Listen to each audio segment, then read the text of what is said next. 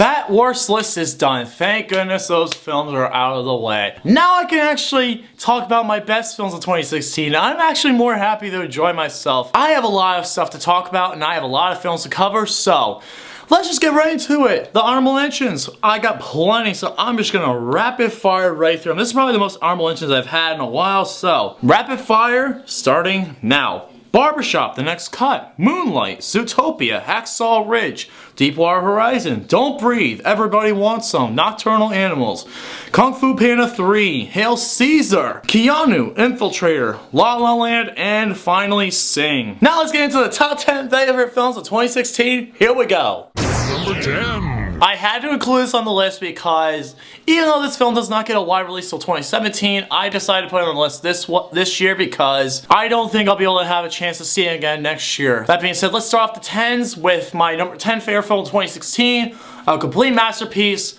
Patriots Day. This was such an amazing film. You had such great acting with Mark Wahlberg, John Goodman, Kevin Bacon, and many others in this movie. Everything in this movie was perfect and well done. Everybody loved this movie. This was such a masterpiece. Peter Berg is such an amazing director, and he knows how to direct these kind of movies, like real-life event movies. If you need a real-life event movie, get Peter Berg to direct it. He will direct a masterpiece. Number 9. One of my favorite films of 2016 has to include a Western. A modern Western. And this is one of the most underrated films of 2016. Not many people saw it, but it deserves every praise that it gets. Hell or High Water is one of those films that makes you think, wow, this is such an amazing story with great acting. You got Chris Pine, Ben Foster, Jeff Bridges, and many others absolutely directing a masterpiece. This is such a well-directed film, such a well-executed film. The cinematography is beautiful, and this is definitely one of the best films of 2016 by far. That is why Hell or High Water is my number 9. Number 8. Number 8 is a film that not many people remember, but this film, this is one of the best thriller movies I've seen since Nightcrawler. That is 10 Cloverfield Lane. I absolutely adore this movie. The acting in this movie is unbelievable, especially by John Goodman. I really hope he gets some Oscar nominations or Oscar buzz for this. And how this movie unfolds is unreal. Like the stuff that happens in this movie, it'll shock you. Scene near the end with John Goodman. Oh. It's the acid. Tub of acid, yeah. Yeah, that tub of acid scene, that's unreal. 10 Cloverfield Lane is one of those films that you definitely need to see if you have not seen it yet. That's why it's my number 8. Number 7. If you love the 70s, watch The Nice Guys, because Nice Guys has such a great adaptation of the 70s, it's unreal. You have Ryan Gosling and Russell Crowe in this very, very great 70s style movie where they have to figure out a killer this one killer who killed a woman in particular. I think it was Misty Mountains or something like that. Porn Star Misty Mountains, yes. Porn Star Misty Mountains, and yeah, they have to figure out who did it, and it's such a great, well-acted movie. The shots, especially of 70s Los Angeles, is amazing. And some of these scenes in this movie will make you die laughing, especially the one with the dead body with Ryan Gosling. Oh, that scene is hilarious. That's why The Nice Guys is my number 7. Number 6. If you love Disney films, if you like adaptations, which I'm honestly not the most open person when it comes to Disney adaptations, it has to work on the right circumstances, but The Jungle Book, it does it in the right circumstances. Jungle Book is such an amazing, amazing film. You have Jon Favreau directing this movie. You have Bill Murray as Baloo. I'm trying to remember, oh yeah, Idris Elba as Shere Khan. Oh my god, Idris Elba just gives me the shivers every time I think about it with that. The Jungle Book is one of those films you need to see right away. The cinematography is excellent. The acting is excellent. Anything in this movie is excellent if you want to put it about it. Even Scarlett Johansson's great in this movie. Yes, Austin, I said Scarlett Johansson. Don't make me. I like Scarlett Johansson. Most men do. Okay, Austin, give me a break. So that's why The Jungle Book is my number 6. Number 5. Number 5 is definitely one of those films that many people are polarized about, but in my spectrum, I loved Arrival. Amy Adams deserves to get Oscar nominated for this movie. She does a fantastic job as a way to communicate the aliens. This movie gets better each time you watch it. The story is amazing. Pretty much the twist at the end is really amazing too, like if you really pay attention to the story. And I absolutely love this movie. It is one of those films you need to see right away. If you want to get ready for Oscar season, see Arrival. It is one of those films you'll love. That's why it's my number 5. Number 4. I only need one song to get myself ready for my number 4. X gon' give it to you, what? That's right, Deadpool is on here.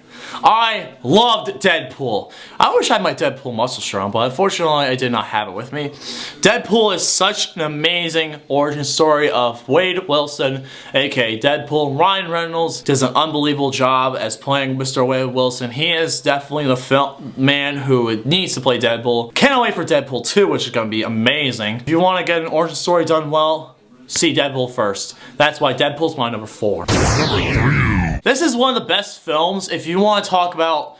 Not many people saw it and it needs more love. Anomaly is one of those films that you need to see. Here's the thing though, I know people were considering this to be a 2015 release, but it was wide release on January, that's why I'm counting it. Oh my god, I love this movie. It is such a great character study in this movie. Pretty much just going to one character, Charlie Kaufman's mind. Charlie Kaufman's movies, he does, especially adaptation. That is such an that is such a great film. I love that film. Have not seen it. Anomaly is one of those films that you need to see. If you're a big film fan, watch Anomaly because how it's animated, it should have won Oscar over Inside Out. After I saw this film, I literally sat and just stared at a wall because how it made me feel and how it literally just gets you. Even after a second viewing, it makes you feel, just makes you go, wow. It completely opens up life for you, and that's why it's my number 3. Number 2. This is by far the best superhero movie I have seen in a very long time. It took 2 films to get here, but Captain America Civil War is the great ending to the Captain America trilogy, and oh my god, this is such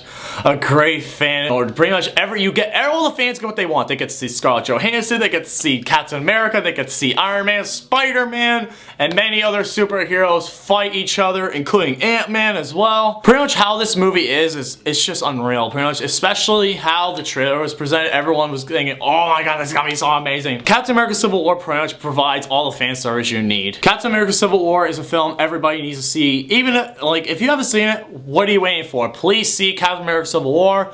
It will not disappoint. That's why it's my number 2. It's number 1. I love to have original movies on my top best films of the year list. It has a trend, even though sometimes sequels do get in. Original films make my best films of the year list because they have such a great story to tell. They have such amazing characters. I said nothing's topping this, and that's why Kubo and the Two Strings is my number 1 favorite film in 2016. What can I say about this movie that I haven't said already on many other appearances, including my podcast? Kubo and the Two Strings is by far the best animated film of this year. It sucks that people had to fucking see other movies than this great masterpiece of a film. It did not make its budget back, which is disappointing. Kubo and the Two Strings has such lovable characters. You have Charlie Theron and Matthew McConaughey absolutely killing it as Monkey and Beetle. This is one of those films you need to see over and over again because it is worth seeing. I really hope you guys support this film because it is such an amazing masterpiece. It deserves all the attention anybody could get. It's been many people's favorite animated film of the year. It's mine. It's the number 1 favorite film 2016 for a reason. That's why. Thank you guys all for watching my top 10 favorite films of 2016. I really hope you guys enjoyed that. If you have not seen Shane or Joe's, please go check theirs out as well to compare them with mine. Stay tuned for the next couple, which are Alex's tomorrow, then Austin's on the next day after. And with that being said, I will see you guys next time. See you later and stay awesome. Have a great night. Rock this house until we knock it down. So turn the volume loud. 'Cause it's been to the